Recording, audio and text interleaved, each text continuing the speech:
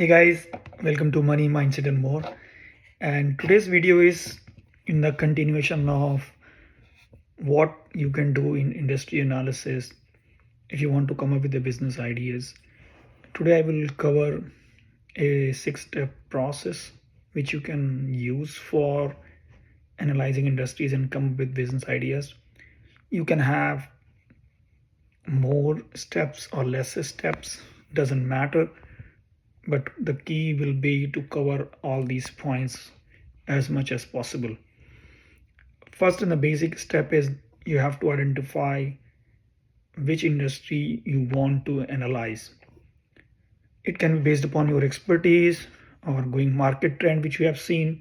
But first, you have to find which industry you have to analyze, and then you have to find out who might be target audience, what will be your geographical reach, what might be the key players in those industries, and then based upon that you move further on next steps. Example will be, let's say you want to enter into fitness industry, then you have to study what kind of gyms are there, what kind of wellness apps are there, what kind of trainers you need, and things like that you have to analyze. Second step is you have to research your market trends. Best ways to figure out from the industry reports like McKinsey, BCG, or you can use Google Trend. You can also utilize LinkedIn to see what kind of trend you have seen in the market. The tool which I will recommend is IBIS World and marketresearch.com. Google Trend is obviously a very good tool. You can slice and dice based upon demographics, products, services, geo, anything. So you can use that.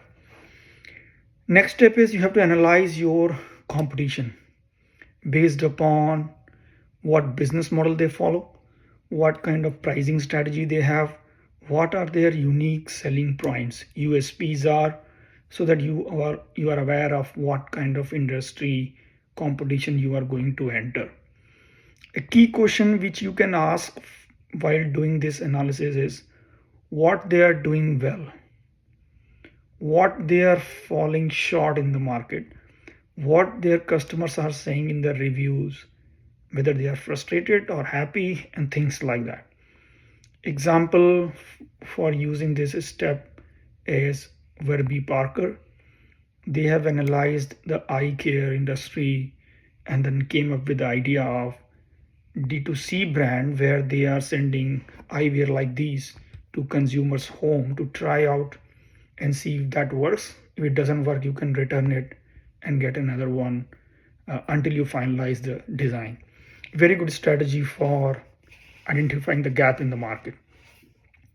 The fourth step is you have to evaluate the customer pain point once you have done your industry mapping, competitor analysis, and things like that. You have to figure out what are the efficiencies in this current industry, what are the possibilities to improve those inefficiencies in the market, and you have to investigate what might be the root cause of that. The best way to address these areas is you have to see what tech improvements you can do. Technology is not a just support function anymore. It is becoming a primary driver for most of the industries. So if your chosen industry has less adoption in technology or it is not in the forefront of technology, it's an opportunity for you to come up with a tech-based solution and see if you can do something better. Example of that is Uber. They analyze the taxi industry and then figure out the lack of availability during peak hours and non-peak hours, and lack of payment systems has given them the opportunity to build Uber, which is now probably one of the largest unicorn in the world.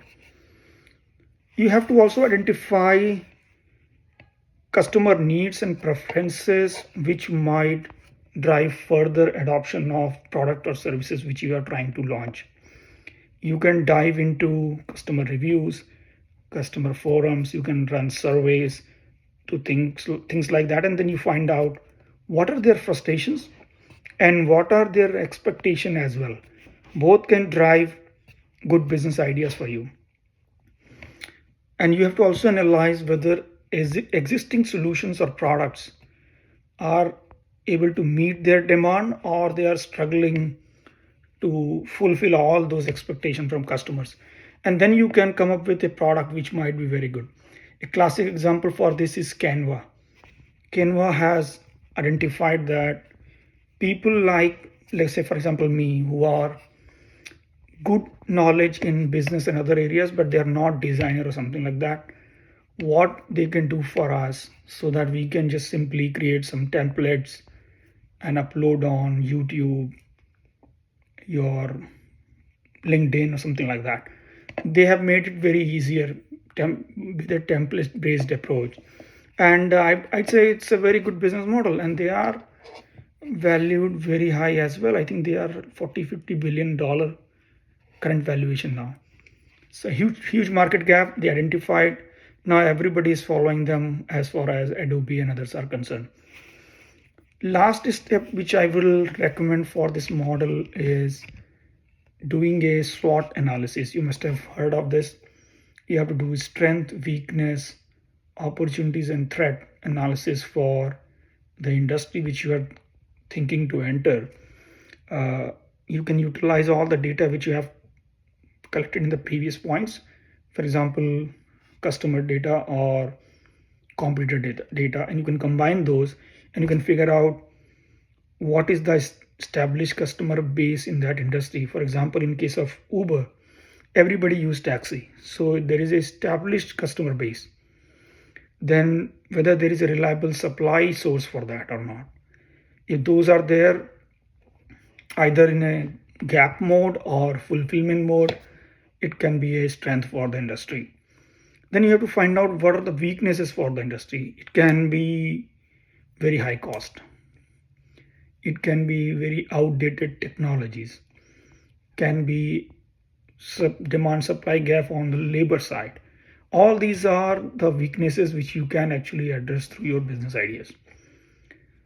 Then you can identify the opportunities based upon all these things, whether there is a demand for new kind of transportation, there is a demand for eco-friendly products and things like that.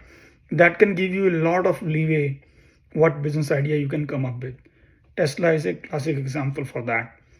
They have captured the EV market like no one has done it. Now, last one is the threat. New regulations from governments can be a huge threat for any industry. Increased competition is a obvious one which can be a huge threat. So you have to see whatever industries you are trying to enter, what are those can be for your industry. So for example, if you want to enter into food, the government intervention going to be high. If you want to enter into defense or space, government regulations are going to be high. If you want to enter into banks, regulations will be high.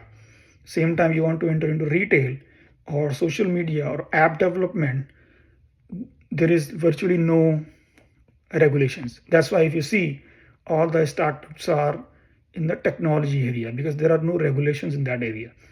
So you have to figure out clearly which areas you want to enter so that you can utilize your expertise well in advance. So these are the 6 steps I would say you can go in detail for your industry. It takes a lot of time when you read industry reports, use your observation, your personal experience to correlate everything, and then you connect the dot, see okay whether it is makes sense or not for your business, and then you take action on it. In next video, I will cover some of the tools which you can use, like 5 Potter's 5 force model and things like that. But for this video, probably this is what I wanted to share. And please like, share, and subscribe. Thank you very much. Take care.